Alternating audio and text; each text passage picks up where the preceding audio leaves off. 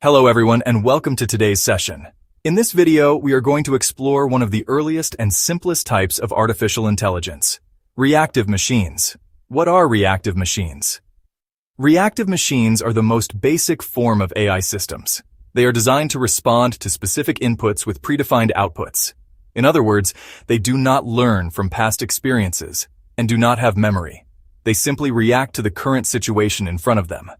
Key characteristics. No memory. They cannot store past data or use previous experiences. Only present-focused. They work solely on current inputs, task-specific.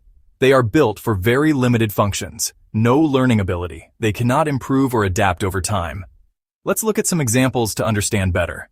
IBM's Deep Blue, the famous chess-playing computer that defeated world champion Garry Kasparov in 1997.